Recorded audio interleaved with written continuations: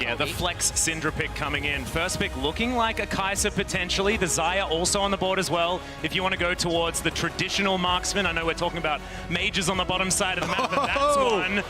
Oh no, so Rekkles, he was the one that was playing the Mundo Yuumi. Are we going to possibly get a taste of this? Yes, it's either the Mundo or the Garen Yuumi. You can also run it with a traditional ADC like Lucian or Ezreal to great Xayah effectiveness. Also ridiculous. We saw that by Damwon in the play-ins. Here's the downfall. Fnatic have been very telegraphed in the drafts all year. It's clear that SKT have already done their homework with very targeted drafts. You know what's coming, so what do SKT have in store? And very quickly, I love these two picks from SK Telecom. You're talking about their targeting in drafts here, Frost.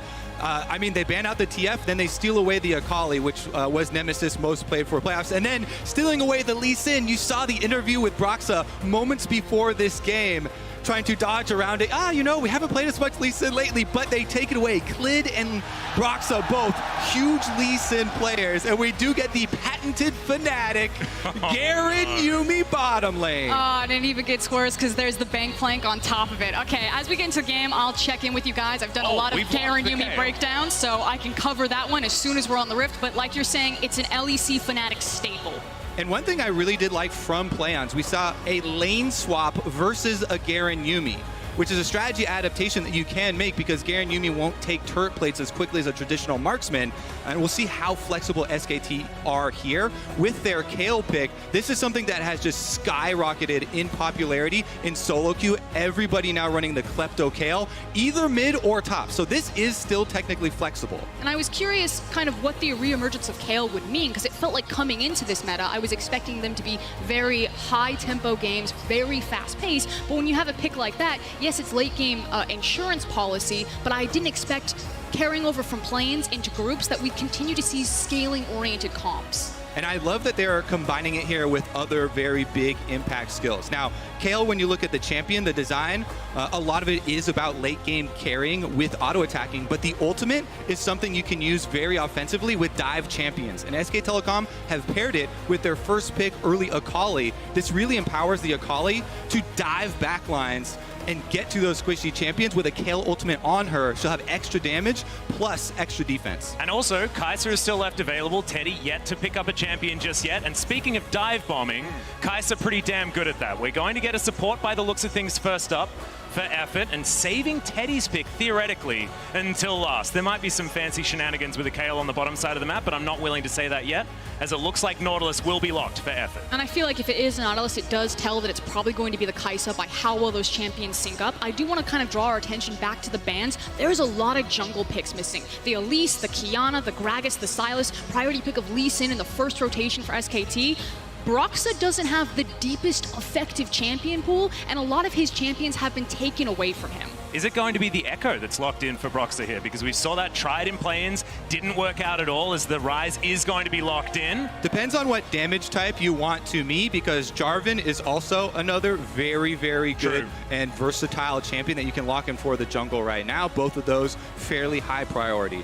Rek'Sai! That is some early game power.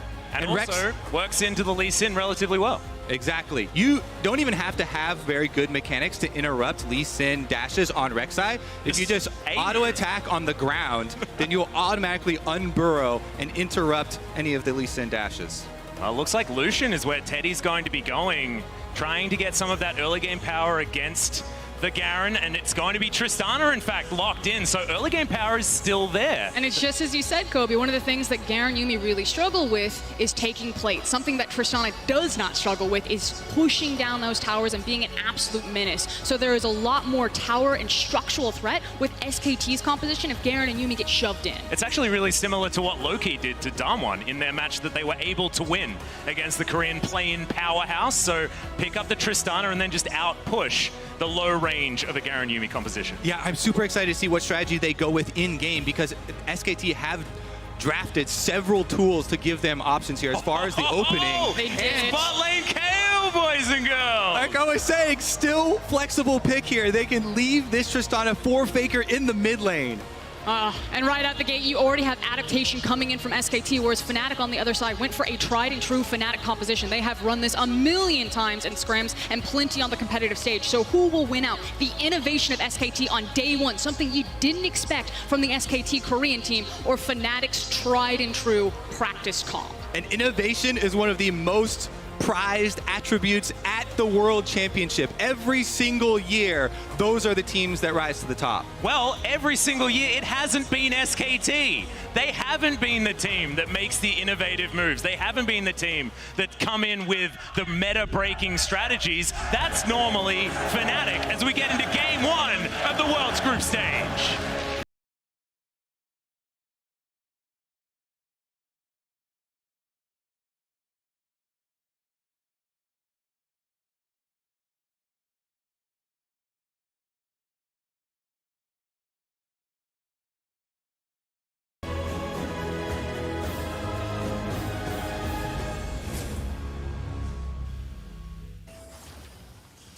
And here we are onto the rift for game one of groups. Fnatic on our blue side, SKT on the red. Fnatic, renowned for their preparation and effort put into level 1 strategies. You can already see them on the minimap right now, looking for a possible move onto Teddy in the bottom lane. Fnatic are coming into Worlds with the highest first blood percentage of any team of the entire tournament. 70.1% of the time, they do get that first blood, and 10 of those kills have come even before 3 minutes. And I do want to point out something that Broxah did. He actually ran, placed a ward, and then immediately backed and has now picked up a sweeper. So you'll see this a couple of times in plans. It's now starting to catch on. Keep track of junglers and when they're switching out their trinkets, and it's indicative that Broxah might be looking for his famous level 2 gank, level 3 gank, and trying to clear a lot of those pathways. Also something a lot of supports have been doing as well, so make sure you keep your eyes on both of those as SKT early on, moving 4 members towards this red buff, and we could have some Bwipo very early on in our first group stage match. Yuumi has been utilized as the red buff is down to half health. SKT just a bit of a drive-by at the moment. Effort almost in a dangerous spot as we've got 4 versus 3 guys. Everyone diving on in. Broxah has taken the red, but can Rekkles survive is the question. The Yuumi has been used as first blood. Goes to Faker. He gets the resets and over the wall. Broxah, oh, that Q. So damn close from Clid. Yeah, he's going to hold on to the red buff, but SKT get first blood money onto Faker.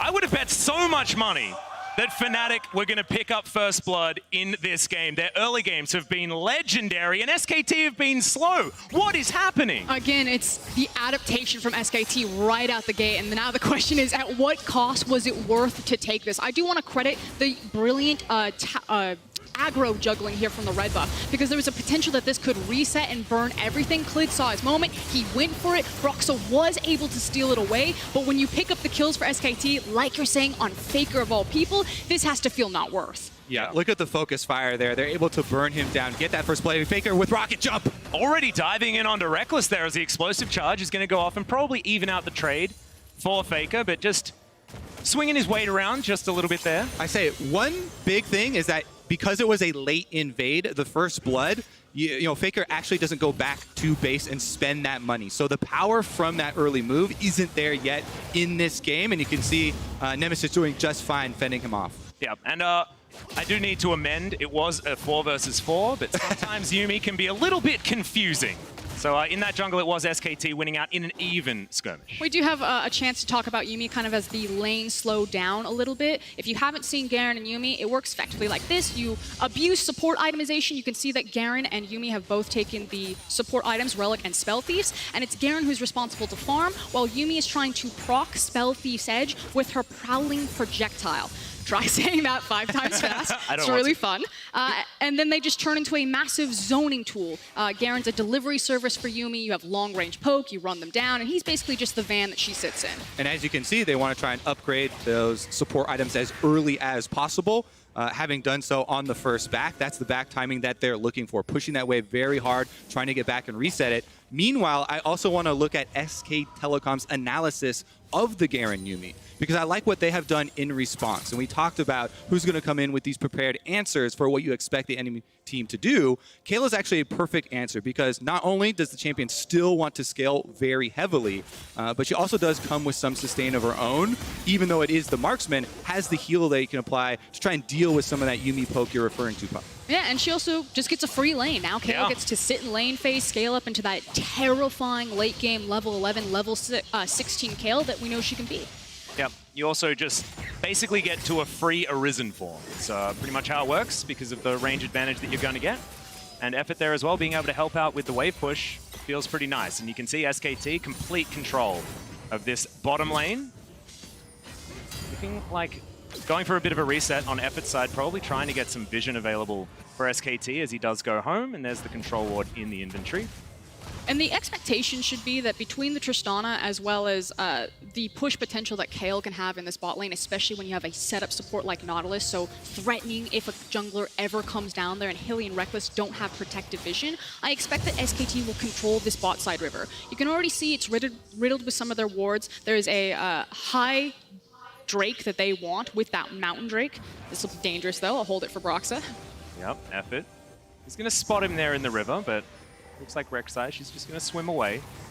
And the assumption is that SKT will continue to maintain this control until they find a comfortable window where they can try to force that Drake, but neither team really wants to pull the trigger immediately because you have so many scaling options. So extended lane phases are still going to feel really good for both Fnatic and SKT. Exactly. That's why we've been talking about this draft phase from SK Telecom for so long, because the flex pick, moving the Tristana and the Kayle around between mid and bot does so much. When you have Tristana mid constantly pushing here, this allows Clid to move in and play that Lee Sin like you expect, aggressively looking for that vision control throughout that river to allow them to move between these two lanes. Yeah, speaking of vision control, Broxah just spotted out there on an SKT ward as we're having a bit of a fight on the bottom side of the map, but otherwise nothing too much going to be happening. Faker in position here, moving towards the top side to answer Clid, and just also up the top. Keep track of how many times Faker is shoving the lane forward and then disappearing into Fog of War, forcing kind of this invisible pressure over the map. You can see Brox is like, we think that Clid's probably up here, but we don't have eyes on Faker, so we're not going to try to force anything. And it's something as simple as, with my push priority, I shove the lane forward. When I have nothing to do, I walk into Fog of War, and the entire map must respect me.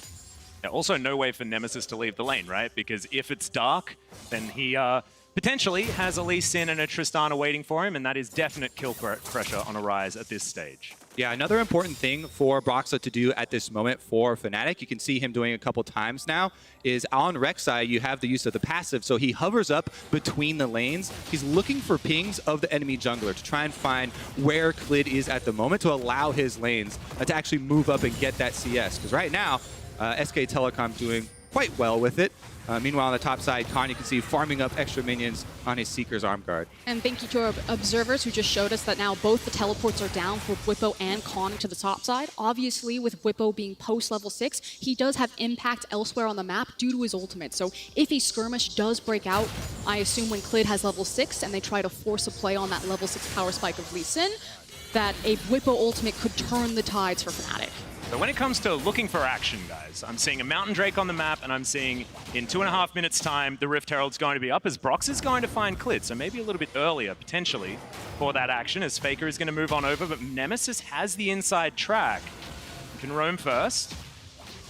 Effort is here as well, though. It's 3 versus 2 at the moment as the pincer maneuver is coming in.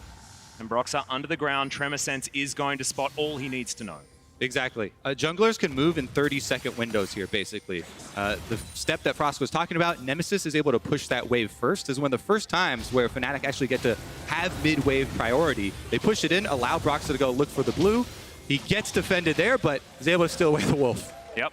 Big thing, though, is now Broxah has access to his ultimate, whereas Clid is now forced to the top side of the map before he'll have access to his. So this is actually a big window where Fnatic could try to force a play with that ultimate advantage on the Rek'Sai. And Rek'Sai, Hail of Blades in the early game is not to be trifled with. Oh, hell. This champion is insane in the early duels. We already mentioned how he can interrupt Lee Sin's dashes. If that Rek'Sai gets on you, especially with the execute damage, definitely going to be dangerous things. And the other thing to highlight here, with that invade, Fnatic got two things done. They left behind multiple wards inside Clid's jungle. By process of elimination, they can then track him to the top side, but Faker. Yeah, Faker's dived in onto Nemesis here. The explosive charge, a lot of damage. Not going to be killing him just yet, though, but Faker just asserting his dominance here in his first game of Worlds 2019. Faker's so good at playing with information. We know this, but it was this control ward that spotted out Broxah, which is why Faker immediately went on the aggressive and could trade his rocket jump. Whereas he knows as soon as Broxah's level 6 and Clid's walking to topside, the only play is a Ryze snare into a setup for Broxah. So Faker just backed up, let Ryze push him in. As soon as he had eyes on Broxah, went back on the aggressive. Yep, gets to shoot him with his sword as well, which I always think is a fun thing to do. But Faker, see whether he can get his first plate here in the mid lane. I think because it's a Tristana that he should have been taking a few more, but with how this early game has gone, it's a bit of tiptoeing around. First blood was a very long time ago. 10 seconds until Shelly makes her way onto the map, and we'll see whether this lane here, the bottom lane, is going to be switched around to try and get some control. Yeah, Rift Trail definitely a huge point of contention. There haven't been many turret plates taken in this game so far. What they can do is call for that recall fairly early. On the bottom side, though, Fnatic have been stacking up their support items very quickly. Another benefit of the Garen Yuumi style. So you get a lot more vision on the map because you can try and upgrade both of those support items very early in the game and deny some of those flanks that the Lee Sin is looking for. Well, Lee Sin is going to find himself a Rift Scuttler around this Mountain Drake. But you can see the vision control is certainly there for Fnatic. They will know if SKT decide to go for something like this on the bottom side. So far, no one's moved up towards the Rift Herald. There's, okay, Effort going slightly aggressively, but does have the aftershock to keep himself alive. And it does feel like we are kind of closing in into someone is going to make something happen, particularly because the TP is about to come up. So Khan will have access to his TP. Again, Bwipo can't TP follow him, but does have the ultimate. I think that's kind of the big cooldown that SKT are waiting for. If they know that they can pull their Akali, then it's back to kind of the basics. Get push priority in bot and mid, and then try to edge around this Mountain Drake and see if you can pull Fnatic into a trap and bring Khan if you need him. Well, Effort might be meeting 3 people underneath this turret, which may not necessarily be exactly what it wants. There's the TP. Yep, Teddy going to be teleporting towards the bottom side, but you've got it happening from Khan as well. Can they find Rekkles? The Yuumi's there, but there's the cannon barrage. The ultimate from Teddy at exactly the right time as Effort flashes out of the way. The bait is beautiful. 3 kills for SKT. And that was the button they were waiting for. It was the teleport on Khan. As soon as it was up, they knew that the laning phase, that they had all of the damage, all of the cooldowns they needed, and everything just exploded at once over a very prized Drake in that Mountain Dragon. And this will have ramifications for the next 4 minutes of the game. Because they get the kill on bottom side, they can push in, they can take the dragon, then swap up to top side and look at Rift Herald. In the meantime, for Fnatic, they're trying to get something back for themselves. As you can see on top side, Bwipo, the Gangplank, trying to farm as much money as quickly as possible off of that turret, and does get 2 turret plates. Yep, Faker is going to move towards his top outer turret as well, just to try and defend, but it's a lot of turret plates like you were talking about, but can he actually stay alive? It's the exhaust that comes down, has to get into that brush, but he is going to be fine, I think. Is Faker just going to dive out of the way because the Realm Warp was coming in? Very bold call. Bwipo even holds on to his flash right there, so well timed for Nemesis to protect him, but Faker is very powerful. You can see how confident he is on this Tristana. That is a trust fall with Bwipo and Nemesis. Yeah. Nemesis is, I'm coming, my friend, and he is able to turn Faker around without having to burn the flash. Very important for the possible Rift Herald confrontation that we are setting up here. The bottom lane still returned to bottom side, though. Might be a little bit delayed. The next thing that we're looking at, so much of League of Legends is about item completions, and the first cores are coming very quickly. Here's another replay of what happened, though. As far as the teleports coming down, multiple channeled, same ward, Akali comes down. That is a Kayle ultimate denying the counter kill.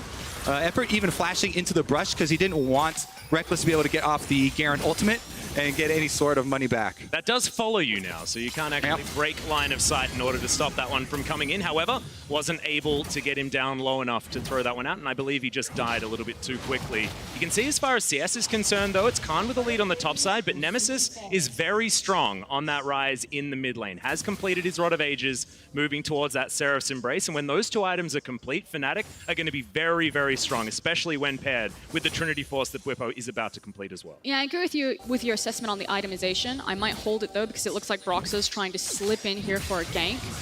But find himself a control ward, so I think we're okay for now. holistically, I actually really like where SKT are to their breakpoints and items sooner. I feel like as soon as that Gunblade is complete on Akali, she basically has kill pressure on virtually anyone and can rock into a side lane. So I think SKT are very happy at the state of the game right now. And I especially like, if you look at Teddy's item build, the Kayle. A lot of solo lane Kales have been going Hextech Revolver first to try and get through some of the early game, but he knows he's up against the Garen Yuumi. The lane is extremely free for him, so he went Gnasher's Tooth, and now into Rageblade will be a higher DPS build for the Kayle once he's able to complete Rageblade and get to the 2 core. Meanwhile, Faker can carry the early game on this Tristana, as we've seen. Blade of the Ruined King already completed with the 2 kills to his name. I actually love it. Use Tristana as a bridging champion. The one item power spike is so much bigger with that Blade of the Ruined King. We've been talking about 2 item spikes on a whole lot of different champions so much this tournament already. So Teddy with Rageblade Nashes is the best way to get the most power out of 2 items. I want to kind of bring our attention to the map right now. So you could say that Fnatic recognize that the Rift Herald's probably being taken, that they want to trade objectives, or they frankly just don't know what's happening and they're on the wrong side of the map. They were trying to set a trap for this guy, which Nemesis is trying to look delicious, but he's not going to get him. And this is Faker actually starting that fight without the rocket jump that we saw so many times. And thankfully, Froskurinn had already explained to us that it's because Broxah was not actually on vision and meant that he knew that there was that possible counter kill available. As Shelly turns up in the mid lane, not going to be able to take any plates, but might be able to break open the map for SKT. But this is a big win for SKT, even if it doesn't break down this tower, because it was Fnatic trying to get a pick onto Faker and them getting the Rift Herald, and now the tower on top of it. This early game has been so clean from SKT and played on exactly their terms. Exactly. With that mid turret down, the game state is incredibly difficult for Fnatic. They are looking already at giving away control of their own jungle. Only 16 minutes into the game, there's not a lot that you can do to defend this. What we would look for them to try and pull off is the combination. Now your Gangplank is level 11. You have rank 2 Gangplank ultimate. Your Ryze can still realm warp people to the site. So Fnatic have to strike very quickly and try and find that numbers advantage. Because if you do not, SK Telecom just have so much more information and territory to work with. And you can see all of that information on the map. Look at how many SKT wards are there. And one of the issues that Fnatic's composition has is the ability to challenge vision because you have a Yuumi rather than a traditional support. Hilly can't just go off on his own and clear out wards that he might do on another support pick. Well, it looks like a brute force on this outer turret on the top side of the map, and Fnatic will be able to get it. The 2-for-1 special teleport will get Rekkles up there with Hylissang beside him there as well. And all this is being said, Fnatic are extremely close in gold still. Even though SKT are making the correct moves for their composition, and you see them setting up for the arrival of the Dragon, Fnatic very much can make this big turnaround. They have the item completions we are looking for. That Trinity Force on Gangplank is done. Bwipo can actually hit extremely hard. Yeah, and Faker going down very low, has to jump over the wall, and now the turret is the next in line. But Khan is here, dives on over, looks for Bwipo, but not quite enough damage as the prowling projectile's trying to deter him from waiting underneath that turret. Fnatic try to make a move on the outer turret mid, but it's Teddy that's able to lock down the outer on the bottom side of the map while they're all distracted. Yeah, Fnatic are investing a lot of time to try to push this back into the mid lane. Effort with the clear flank, and now, like you said, Teddy can join them. Picks up bot tower as well as that Ocean, and Fnatic are still here banging against the wall of SKT. Yeah, we land the dredge line as Bwipo going to be knocked up into the air, but Hylissang already dead. Effort going to be traded for it as Faker is bouncing around the fight. He gets the Divine Judgment, but doesn't need it. Broxah falls down as well. Yeah, Effort saying, I would have liked that, please. Thank you very much. But how many team fights do you see where the Yuumi is the first one picked off? He jumped off and was able to get taken down so quickly there. SKT just burst him out.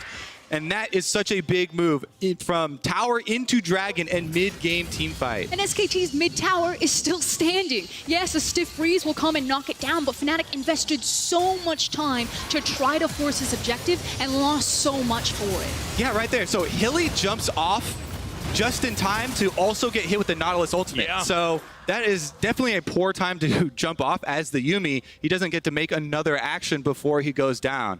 And also immediately got auto-attacked by the Nautilus as well. So knocked up into the sky and then stunned immediately. Not a lot the cat on a book could do, as Broxah might be face-checking some members of SKT as they find him. Immediately the exhaust comes down from Faker, but they decide not to chase into the darkness. And Broxah is going to get out. I think everyone was surprised of who was coming around that corner. Broxah looked confused. SKT It's like, sorry. Oh, my bad. Yeah. Now it looks like Teddy's going to be the one that picks up the blue buff. Was actually a bit curious as to who's going to get priority there, but Teddy often likes to go around and get as many resources as possible at about this stage of the game. But you can see as far as CS, Rekkles has kept up very, very well on the Garen. Yeah, these two things are not created equal, though. Kayle, level 11 for Teddy, almost... Are you saying that Kayle scales more than Garen? Is that the lesson we're getting? Just a wee bit there. He's almost to the Rage Blade. I think that's what Fnatic are fearing the most. Let's see if they can actually make some sort of play before that does happen, because SK Telecom are a few moments away from bringing that power to Brunt. Yeah, it kind of feels like in a everyone plants their feet front to back fight that SKT's composition is heavily favored with this Kayle and this Tristana, whereas it's much more hit and run style with a lot of the mobility between Gangplank and Ryze, using those two ultimates to get around and create unfair fights for Fnatic if they want to try to fight back into this game at this point. Yeah, I feel like Fnatic, as far as like a combo team fight is concerned, especially short range, their composition does work very, very well with the AoE of a Ryze, plus the Cannon Barrage doing so much damage out of Bwipo, and Rekkles spinning on people, I guess. But I think you're exactly right. As this game goes on, it's feeling more and more SKT favored. Teleport back to lane from Teddy, and SKT are just going to wait until they find the right moment to fight again. Yeah, that was the Rage Blade completion that we have all been waiting for, and SK Telecom are going to push down mid lane with it ever so quickly. Baron is on the map now as well. They're transitioning into vision control over this area. Yeah, and that's what they were waiting for, like you're saying. That's it. That's the moment for SKT. And if Fnatic fight them, that's exactly what they want at this point. So the question is, what can Fnatic do to try to grab as many resources as possible while trying to avoid a fair fight at all costs with SKT at this point of the game? Well, those fair fights are really running out for Fnatic because level 11, another evolution for Teddy. Gonna have even more damage, even more range, even more flexibility. And this Kayle, like a ticking time bomb that we've learned about so far in the play-ins and elsewhere, especially if you've been watching solo queue, watching the Kayle terrorizing everyone. Realm Warp going to be used just to see whether SKT are sneaking a Baron. And when you have to do that at 21 minutes, that's when you know that the game has gone out of your control. And it's a very real reality when you have a Tristana with Bork and a Mountain Dragon in her pocket. And the fact is SKT are going to keep running this play where you have Clid as kind of the escort duty to Faker to make sure that he can stay safe in these lanes, chip away at structures, continue to stockpile gold, push lanes in, and then disappear into Baron. Eventually, Fnatic will have to face check, and that's what SKT want. Yeah, we have to count the tools that Fnatic have to try and get information out of this Baron area. They've got the Rek'Sai passive as well as Praise Seeker. We already saw Nemesis try and use the ultimate there for a brief moment. And besides that, it's just the Yuumi poke and Gangplank. So it's becoming a very scary situation. You can see them trying to choose their moment to move in and get some of these wards down. You can see Effort's positioning very far up, knows almost everything about what Fnatic are doing, and Fnatic understand that. They're going to move in, try and clear out some vision where they can, not quite finding that ward there in the entrance to the river. But they're not getting a lot of this vision that's actually set behind them. You can see those two SKT wards that are set in the defensive jungle of Fnatic. And that's what's giving SKT so much information on kind of when they can move into these side lanes, press forward, and what type of priority and pressure that they have on the map.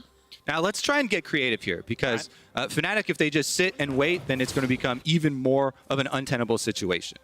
When I see these sorts of situations, maybe I look to Nemesis on the Ryze. Completed 2 core here with the 10 stacks now on the Rod of Ages. Maybe you try and make something happen very quickly. You do have teleports on all of your teleport champions here with the Gangplank, Ryze, and Garen. I love these trailing plays where you send the split pusher down there and then have the other one with teleport trail after them. If one member of SKT walks up, you try and make that very quick 2v1 and then get to the objective afterwards. The problem is that Akali has a Shroud and can delay for a very long time, so Akali will make the 2v1 not quick, and SKT try and force. Yep. It also means that Broxah could never leave this Baron pit, but he did. I think they'll be dissuaded by Bwipo's ultimate here, but I agree with you. If we're going to see Nemesis and Bwipo out into a side lane to find a pick, that means Broxah, Hilly, and Rekkles need to hold this Baron line. Yeah, well, SKT back on the Baron. It's already down to 2/3 health missing as Fnatic are going to move in and SKT back away. Not wanting to 50-50 this one. as I thought Fnatic were thinking about potentially staying there, but they have a Ryze on the bottom side of the map who's winning up against Khan right now. Yeah, I got a little antsy there when I saw the Fnatic prowling projectile actually tag Baron. Maybe they were trying to keep it low health, but they let it regenerate, return back to the mid lane. One of the teleports has been used, but again, oh, that was close. Prowling projectile only 20% slow now, so Effort not going to get caught out of position in any rough moments there either. So, bit of a reset. SKT moving down the river, trying to catch this pesky Ryze. Warp's going to be there, and Buster Shot would have knocked him out of that, but Nemesis is able to get out. Check out mid lane. R button, yes, we found Effort taking a lot of damage. He's got the Aftershock, but that's going to wear off. He's just dead, and Teddy didn't want to use his ult on him as Khan dives on forward. We still have the Divine Judgment, but it looks like they don't even use it. Finally, it comes down, and that's 2 kills for SKT. The jump forward, the resets from Faker, as now Clid has found Nemesis, the 1v1. It's a dangerous one for the Lee Sin, but he still wants it. Oh! Outplays him, Faker, trying to chase, but he's not even going to get there. Distracted by a red buff, and Nemesis gets out. By the skin of his teeth, Nemesis walks away from that, but an excellent performance from Nemi, and he is frankly the win condition at which Fnatic can try to play through, but it is such a delicate game. You can see that Fnatic, if they ever get a hold of them, they will rip them apart. Nemesis just stalled that game. If Nemesis does not make that play, if he goes down, if Clid is still alive, that is a Baron take, not a Dragon take for SK Telecom. So that is extremely close to the game being blown wide open, and he makes a clutch play to keep Fnatic in it. SK Telecom still get the Dragon on the Aftermath though, and they're going to return to the same game plan. And that's the word that I really love there, Kobe, to keep Fnatic in it, because this is still SKT's game, and they got what they wanted. They got multiple summoner spells out. They got the key teleport from Bwipo. Yes, you still have TP from Ryze right there, but this is going to be a 1-4 attempt from Fnatic versus the 5v5 catch game from SKT. And as we look at the initial start to the team fight once again, Broxah there with the Unburrow trying to stay alive a bit longer, but with the Kayle and the Tristana, it just enables Faker to go with these very offensive rocket jumps. He actually uses the Buster Shot there, which makes distance between him and the fight between Clid and Nemesis. And if he had not done that, maybe it would have been a different story, but Nemesis is able to pull it out. Damn, that was super close, though. If that auto attack had landed from Clid, then it would have been a dead Nemesis. So, Fnatic, they hold on for the moment. SKT go back to pushing out this mid lane and keeping this outer turret alive. I don't know how they've done it for so damn long. But there is not even 1,000 gold in this as SKT start up another Baron. But here comes the other TP, because again, it's about this balance of game. SKT just want to grab as many cooldowns and resources away from Fnatic. They're going to keep running this exact same play. Shove mid, start the Baron, force Fnatic to respond. They do not want to give time for Ryze on this side lane. Yep, Nemesis is still the hope for Fnatic. His teleport is ready. They're trying to delay as long as they can. Yep, Teddy's taking a fair bit of damage to start this one off as Effort throws down the depth charge once again. They're going for it. There's a heck of a lot of DPS now down onto Rekkles, but he's so tanky as Effort goes down very, very low. Teddy relatively low as well, but it's still SKT that are coming out on top. Faker trying to stop the escape routes, but it's not going to be enough. Double kill now for Rekkles as he throws in the ultimate, but does he have enough damage? I think the answer might be no, as Teddy is well and truly ascended, and Faker has now found the Garen. Both the Garen and the Yuumi now in trouble. He flashes out of the way though, and the shutdown comes in. The cat is going to kill the Kayle, but it's still an SKT team fight. But it doesn't matter because Fnatic stalled it out. Again, the Baron didn't go down. Now it is getting harder and harder. Again, SKT will try this same play. As the game goes later, Faker gets stronger. 7-0-2 on this Tristana right now. After he takes this tower, he's going to have the Infinity Edge, and he's going to be a massive problem. This window where Fnatic have to respect the Baron, SKT can do this in seconds now. All right, let's take another look at it in the river here. The Kayle ultimate used on himself there for Teddy means Effort is the first one to go down. And you can see how they dissect the fight. But because Nemesis is able to make this play and then pull off the Zhonya's, he gets the kill there.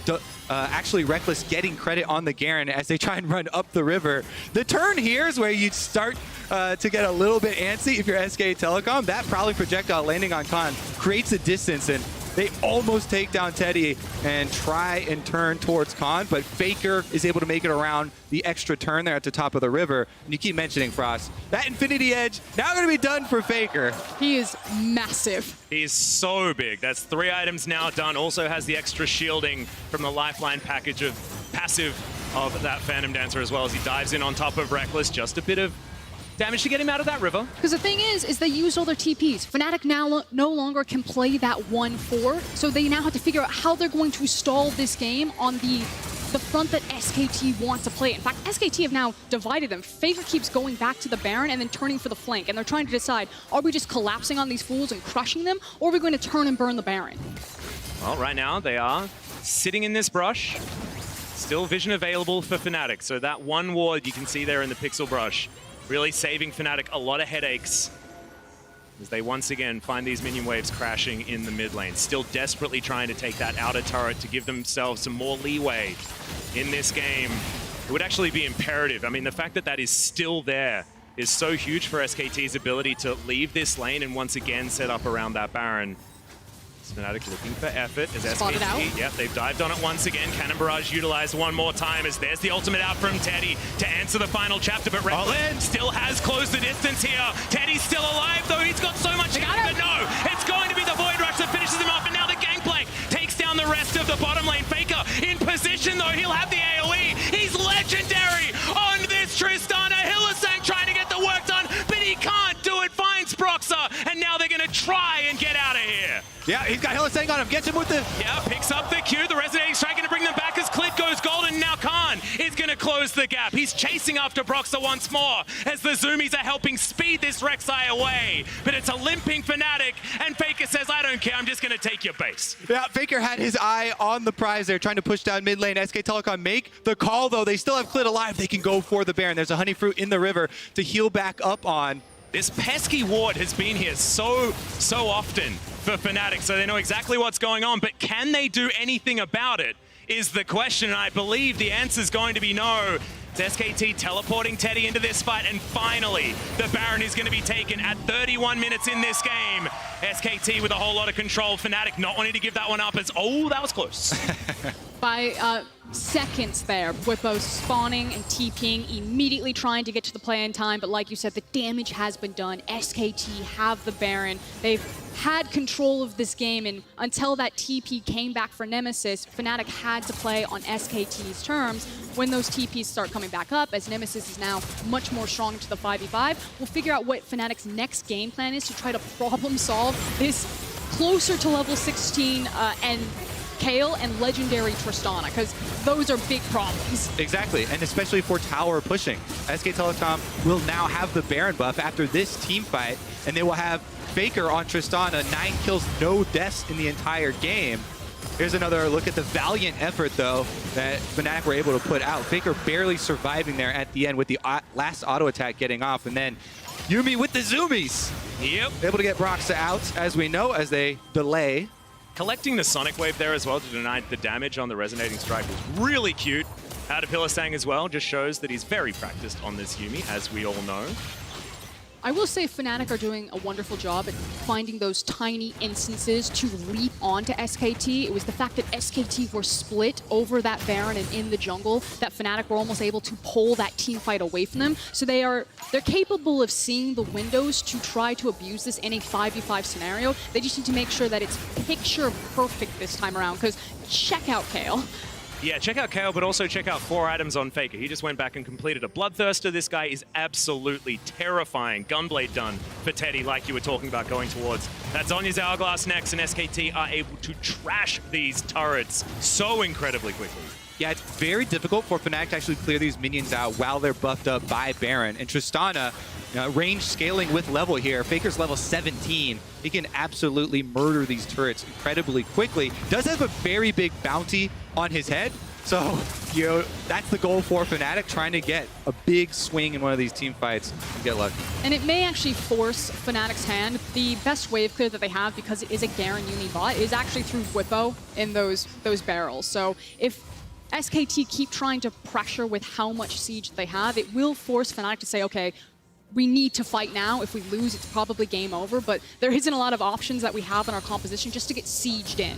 You saw Faker just thinking about pressing his W over that wall. He was very ready to do that. And I do need to give a Kayle update. We've hit Transcendent form. We're level 16 on this Kayle, so 575 range. We sieging on everyone on this SKT roster. Maybe not Khan, but he might be in a side lane being a nuisance there, as we can see bot side at the moment. that moment of hesitation where you're looking at Faker on the other side of the wall, that move would be what Fnatic wants. If Faker jumps over that wall on Nemesis and he Zonias, he buys time for the rest of the team to get there, they get that kill, that is the window back into this game. So you still have to keep on setting up for those split plays. But SK Telecom, as you can see, 4-1 at the moment, trying to move the rest of the minions up bottom lane while they siege.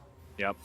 We've got one inner turret remaining on the top side of the map, inner and outer remaining for SKT in mid, but you've got no outer turrets left available for Fnatic. It's just the base that they're desperately trying to hold on to. They are going to deny at least this inhibitor turret from being taken down. An aggressive Realm Warp is looking for Khan. Shuriken backflip is going to be there. He pops one of the ultimates, movement speed, as he throws down the Shroud. He should have the next ult, but the root is there from the final chapter. The rest of SKT are in the mid lane. They're going to have to trade the base for this, as boom goes the dynamite, but the base is getting destroyed as well. Cannon Barrage can't save you from that one, but at least it keeps the inhibitor alive as Nemesis has teleported in. Hylissang is there as well. Prowling projectile flash from Teddy as the barrels come down. Bwipo doesn't find it as now the SKT turnaround is in. The Gangplank immediately taken off the board. The flash forward from Effort to make sure that he can get on Nemesis, but he goes golden. Can he have the AoE damage? There's so much of it as the Buster Shot onto 3 separates Rekkles from the fight, and the resets now come in. It's all about Teddy's damage and Faker launching himself forward. Clid's there. Can he find the Q? He doesn't need to. They just want to take down these inhibitors, and SKT, a beautiful turnaround team fight. And now they've got alone time with the Nexus turrets here. Broxah and Hylissang trying to fend them off. Oh no, it's 1-2 and they're both dead. Teddy picks up a double to end it. 5-2 and 13 for the Kayle as the Nexus falls for the first time in the world's group stage, and SKT reigns supreme. And it just felt inevitable. With that type of composition, the answer to the Garen Yuumi by picking up the Kayle, the fact that Faker also then goes legendary on the Tristana, valiant effort from Fnatic, held the defense, but SKT were in control of that game for 99% of it. Small moments that Fnatic got their shots in, but SKT just rolled them over. Well, I mean, you say that it wasn't close and that you felt the inevitability. I didn't.